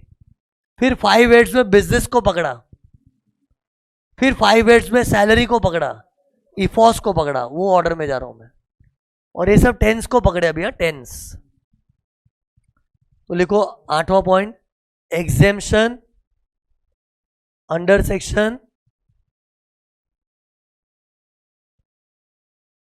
1017, बाजू में उधर ही पेंसिल से लिख दो daily allowance of MP MLA, daily allowance for MP MLA।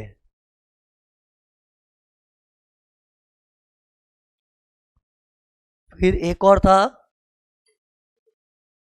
And section 1032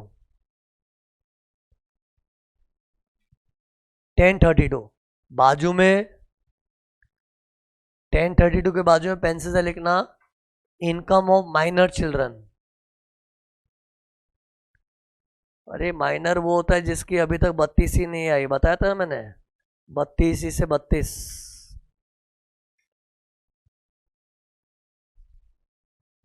फिर ये कुर्बानियां हो गई। अब देखो 9वां पॉइंट देखना, देखो इधर डिडक्शन अंडर सेक्शन 16, पूरा कुर्बान। सैलरीड बंदे को स्टैंडर्ड डिडक्शन मिलता है 50,000 का, एंटरटेनमेंट अलाउंस मिलता है अगर गवर्नमेंट एम्प्लॉय हुआ तो 1/5 ऑफ बेसिक सैलरी एक्चुअल और फायदा विचर, प्रोफेशन टैक्स का डिडक्शन मिलता है। अरे एंटरटेनमेंट अलाउंस भी था वन में क्या नहीं, 1/5 of basic salary actual amount received और 5,000 विच इज लेस, लेकिन वो गवर्नमेंट एम्प्लॉय को ही मिलता है। लेकिन अगर वो तेरे को मिल रहा होगा तो सॉरी नहीं मिलेगा। स्टैंडर्ड डिडक्शन तो सभी को मिलता है, वो भी नहीं मिलेगा। प्रोफेशन टैक्स कट करने मिलता वो भी नहीं मिलेगा, वो नहीं मिलेगा। कोई बोले अरे ये क्या है, तो रो मत, देखो नहीं चाहिए ना तेरे को तो ले ले, लेकिन फिर ये सब नहीं मिलेगा, फिर सादा स्लैब रेट।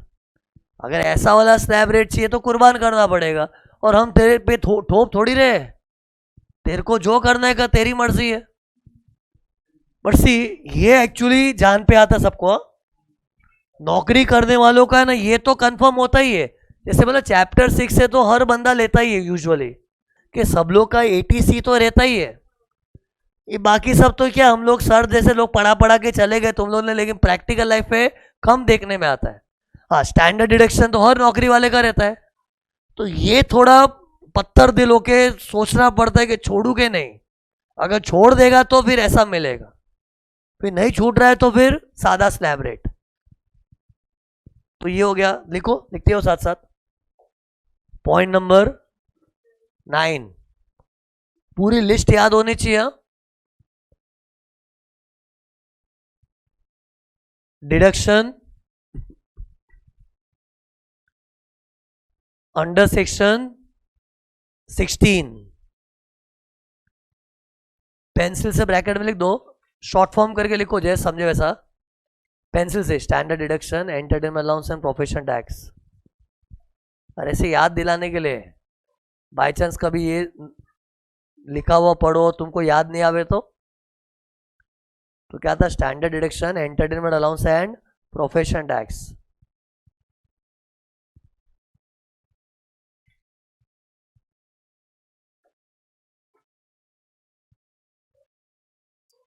फिर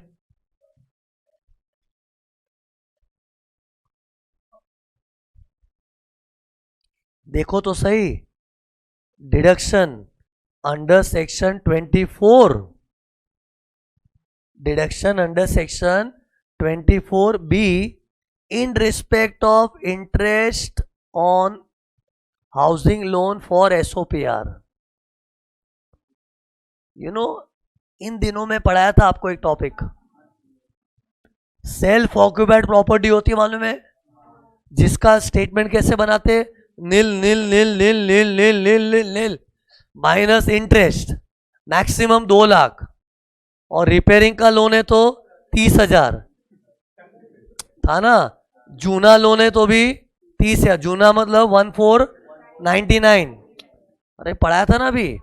तो जो सेल्फ ऑक्यूपाइड प्रॉपर्टी जो पूरा नील होने के बाद भी माइनस करने मिलता है, वो भी कुछ ज्यादा ही है, वो नहीं मिलेगा आपको।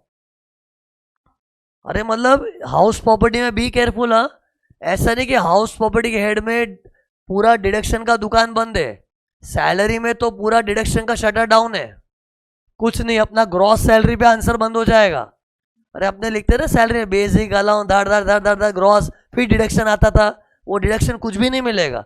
लेकिन हाउस प्रॉपर्टी में ना देखो, लेट आउट प्रॉपर्टी है, deem to be let out property है, उसमें जो 30% स्टैंडर्ड डिडक्शन है, इंटरेस्ट और लोन है, सब मिलेगा। सिर्फ सेल्फ ऑक्यूपाइड प्रॉपर्टी इमेजिन करो आंखों के सामने, जिसे पूरा नील नील नील करके भर देते थे, फिर भी उसमें माइनस होता था इंटरेस्ट मैक्सिमम लिमिट तक। तो वो जो लिमिट वाली चीज थी ना, वो थी ना, लेकिन अभी नहीं है, कुर्बानी हो गई। तो सी मैं चाहता तुम लोग खाली इस पे मत ध्यान दो, इस पे ध्यान दो, ये चीज की कुर्बानी है। मतलब स्टैंडर्ड डिडक्शन जो मिलता है वो तो मिलेगा ही, और इंटरेस्ट भी लेट आउट प्रॉपर्टी उस समय मिलेगा। सेल्फ ऑक्यूपाइड प्रॉपर्टी, ये देखो क्या लिखा है, self occupied property for residence, उसमें जो इंटरेस्ट का डिडक्शन मिलता है ना 2 लाख और 30,000, वो नहीं मिलेगा। और ये भी कोई कोई लोग को चुपता है, जिन लोग का भी हाउसिंग लोन का कर्जा चल रहा होता है सिर पे। अरे तुम लोग मिलोगे कितने लोग लाइफ में, कितने लोग के सिर पे ना घर का कर्ज चल रहा है, और घर के कर्ज में ब्याज ब्याज भरे जा रहा है, और वो जो घर में रहता है उसमें इंटरेस्ट माइनस करने मिलता है, लेकिन वो उसको बोले नहीं मिलेगा तो उसको तकलीफ हो जाएगी। तो ठीक है, कोई कोई लोग को एक कुर्बानी देने में तकलीफ होती तो मत देना यार, फोर्स थोड़ी किया है, मत दे, ले ले, ये सब ले ले, फिर सादा वाला स्लैब रेट आएगा। लेकिन ये कुर्बानी दिया, सी कुर्बानी देना किसको जमेगा, जैसे जिन कोई कोई लोग का क्या इससे कोई वास्ता ही नहीं है। जैसे कोई कोई लोग तो क्या है चैप्टर 6 में भी क्या टैक्स बचाने के लिए करते हैं, तो बोल रहा टैक्स ऐसे ही मेरा कम आएगा तो छोड़ ना, मतलब कितने लोग का इससे में किसी में भी रुचि नहीं होता है, तो वो लोग के लिए तो मजेदार चीज है। एक्चुअली कितने लोग का चांदी हो गया इसमें, कितने लोग का इन सब चीजों से संबंध ही नहीं। मेरा भी देख लो, मेरा इसमें किसी से ज्यादा कांटेक्ट नहीं है, मेरे कुछ काम का नहीं है, कुछ भी नहीं है मेरी लाइफ में। अरे तो मेरे ऐसे 1000 लोग मिलेंगे जिनका इससे कुछ लेना देना नहीं है। चैप्टर 6 से भी क्यों करता हूं मैं एटीसी, वो क्यों इन्वेस्ट करता, थोड़ा टैक्स बचाने के लिए। टैक्स ऐसे ही कम आ रहा होगा तो वो भी क्यों करूं। अरे मतलब ये बोलना चाह रहा हूं, कितने लोग को ये मस्त बेनिफिशियल चीज लगती है कि कोई कोई लोग के जीवन में तो ये है ही नहीं, तो फिर वो लोग बोले हाँ हाँ, ये कुर्बानी देना, दे दिया, चल दे दिया। मन में चल रहा है ये तो मेरे को मिल ही नहीं रहा तो क्या कुर्बान करूं, तो अच्छा है ना। तो ये अगला पॉइंट था, लिखो। देख रहे हो अपने सेट्स कैसे बन रहे हैं। देखो इसको एक काम करो, इधर भी है ना एक लाइन खींच देंगे ना, अच्छा रहता है। ये देखो ये सेट बन गए सब सेट। ये लिखा, लिखो ये deduction under section 24B for interest on housing loan.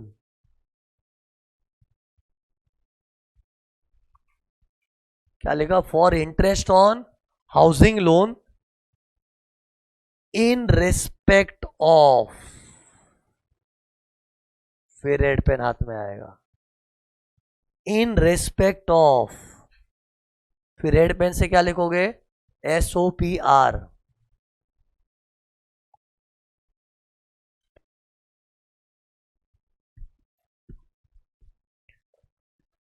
ये सैलरी के हेड में डिडक्शंस थे भाइयों तथा बहनों, देखिए ना, ये हाउस प्रॉपर्टी का हेड, और कौन से हेड्स पता है,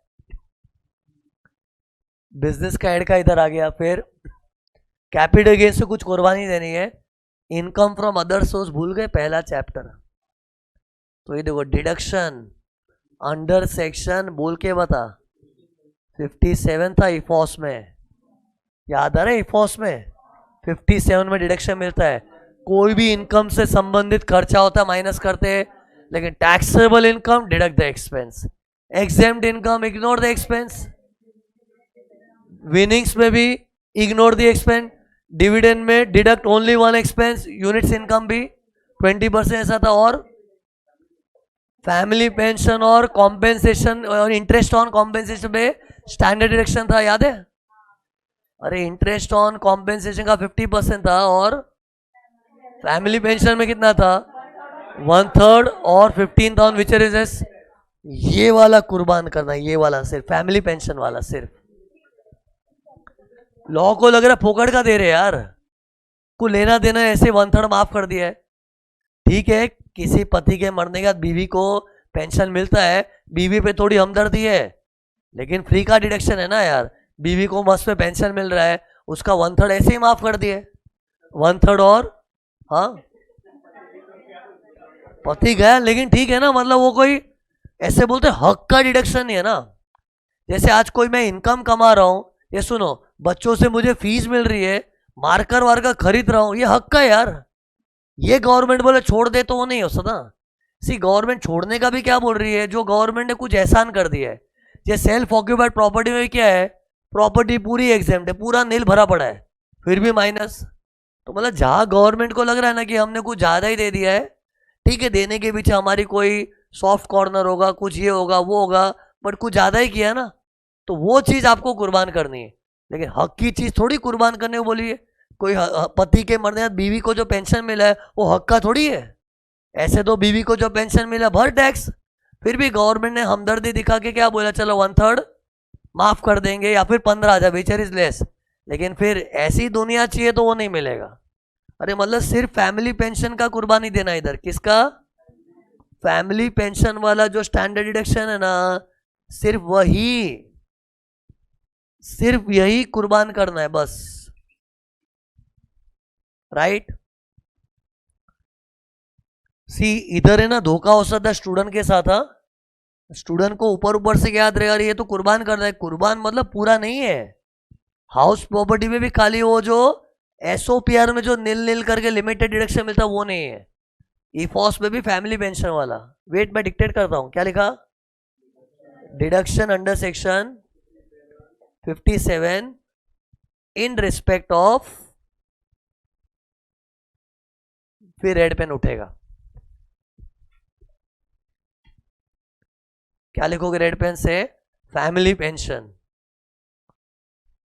पेंसिल से चाहिए तो लिख दो इधर 1/3 और 15th ऑन विचर इज लेस, ऐसे पेंसिल से। फिर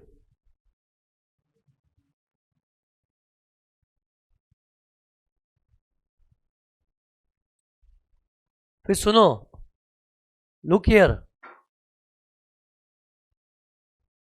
हाउस प्रॉपर्टी का हेड है ना, हाउस प्रॉपर्टी हेड, उसमें कभी कोई लॉस आया तो अपने क्या नॉर्मली वो लॉस कोई दूसरी इनकम में एडजस्ट कर सकते, लेकिन एडजस्ट नहीं करने मिलेगा ये।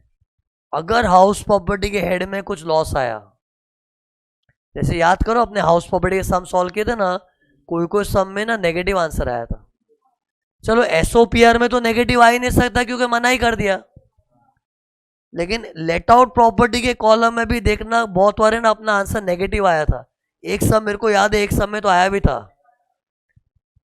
बट कहने का मतलब क्या, अगर हाउस प्रॉपर्टी के हेड में अगर कोई नेगेटिव आंसर आ गया, सी एसओपीआर कॉलम में तो नेगेटिव है क्योंकि वो नील नील नील नील ही रहने वाला है, वो माइनस का दुकान ही बंद कर दिया ना इसमें तो। लेकिन let out property, deem to be let out property में अपना फॉर्मेट क्या था, gross annual value less municipal tax net annual value, फिर डिडक्शन अंडर सेक्शन 24 था, स्टैंडर्ड डिडक्शन इंटरेस्ट और लोन, वो कैलकुलेशन में अगर नेगेटिव आ गया तो यूजुअली वो लॉस हम लोग को दूसरे हेड में, दूसरा हेड मतलब सैलरी बिजनेस कहीं एडजस्ट कर सकते हैं, लेकिन वो एडजस्टमेंट नहीं मिलेगा। और हाउस प्रॉपर्टी के लॉस में हेड में क्या है, यूजुअली लॉस नहीं आता है, धंधे वालों को ही लॉस आता है यार, या कैपिटल गेन्स में। बट अगर कोई हाउस प्रॉपर्टी के हेड में लॉस आ रहा है ना तो सेट ऑफ नहीं मिलेगा। अरे हाउस प्रॉपर्टी में इसका दुख नहीं माना हो जाता, हाउस प्रॉपर्टी के हेड में लॉस आने के चांसेस ही बहुत कम है, क्योंकि जो लेट आउट प्रॉपर्टी में भाड़ा कमाते हैं, भाड़े में से 30% गया, 30% rent standard direction, at the most क्या इंटरेस्ट का भारी बर्डन होगा, इंटरेस्ट माइनस करके नेगेटिव आ सकता है, बट चांसेस कम है। चांसेस लॉस के किधर होते हैं, बिजनेसमैन को लॉस होता है, कैपिटल गेन्स पे लॉस होता है कि प्रॉपर्टी अपने बहुत बड़ी कॉस्ट में ली थी, बेच के सस्ते में निकालनी पड़ी, तो कैपिटल गेन्स पे, और वो कुर्बान नहीं करना है। लॉस कहाँ कहाँ होता है, सैलरी में लॉस आता ही नहीं है, हाउस प्रॉपर्टी में लॉस आता है लेकिन वो कहीं और एडजस्ट नहीं करने मिलेगा, सॉरी। बिजनेस में लॉस आता है वो एडजस्ट कर ले कहीं पर भी, कैपिटल गेन्स पे लॉस आता है वो भी एडजस्ट करो, ईफॉस पे लॉस आता है वो भी एडजस्ट करो, बट हाउस प्रॉपर्टी का लॉस एडजस्ट नहीं करने मिले, ये अगला पॉइंट है और आखिरी पॉइंट है, आखिरी, राइट। इंग्लिश में सुनो कैसे बोलते हैं, set of house property loss against other head, other head मतलब सैलरी वगैरह वगैरह दूसरे हेड में, लिखो सेट ऑफ, हाँ रुको सेट ऑफ बाद रेड पेन से लिखना, हाउस प्रॉपर्टी लॉस, हाँ धंधे में भी लॉस होता है वो भले ही सेट ऑफ कर दो, set of house property loss, फिर नॉर्मल पेन से लिख दो अगेंस्ट अदर हेड,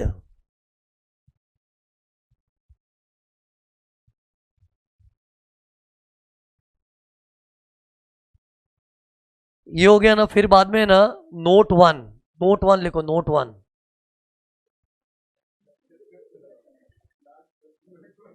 नहीं ये खत्म हो गया, ये कुर्बानी की लिस्ट खत्म ना, लेकिन अभी सुनो नोट में क्या है, लुक हियर, ये जो ऑप्शन है ना मैं हर साल अपनी इच्छा से चेंज कर सकता हूं, कभी मूड आया ऐसा वाला, किसी साल मूड आया ऐसा नहीं वैसा वाला, वैसा क्या अपना सादा slab rate every year change कर सकते हैं, मतलब ये भी फैसिलिटी है, तू अपने हिसाब से चूज कर, कभी ऐसा तो कभी ऐसा, कभी ऐसा कभी वैसा, मतलब इसको इंग्लिश से क्या बोलते हैं, ऑप्शन इज रिवोकेबल, बोल के बताओ, रिवोकेबल ऑप्शन, रिवोकेबल, रिवोकेबल मतलब ये ऑप्शन कैंसिल भी कर सकते हैं, जैसे इस साल मैंने ये हिसाब से टैक्स भरा था, अगले साल कैंसिल, अभी नॉर्मल पे आ गया, फिर वापस ये ले लिया, फिर कैंसिल, रिवोक मतलब कैंसिल होता है, बोले ऑप्शन ऐसे नहीं कि ले लिया तो इसी में रहना पड़ेगा, वो चेंजेबल है, हर साल चेंज कर सकते हैं।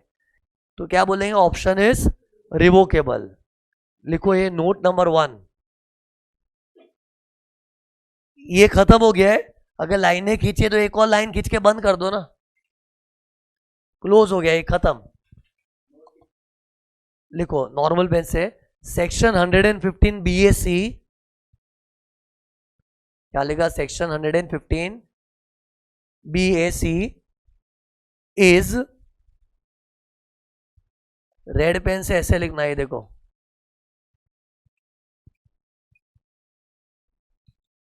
क्या लिखा, ऑप्शनल। भले चॉइस है, आपको चाहिए तो लो, नहीं चाहिए तो मत लो। एंड फिर लिखेंगे, बदल भी सकते हर साल। सेम नोट है लेकिन नई लाइन में लिखना, नॉर्मल पेन से। दिस ऑप्शन इज, अगले लाइन में लिखना। ये नोट नंबर 1 लिखा है कि नहीं, उसमें एक लाइन लिखा, फिर अगले लाइन में लिखो this option is red pen से क्या लिखोगे, रिवोकेबल। रिवोकेबल। नॉर्मल पेन से ब्रैकेट में लिखो can be changed every year. सरल भाषा में लिख दो, क्या लिखा, can be changed, can be changed every year, bracket बंद।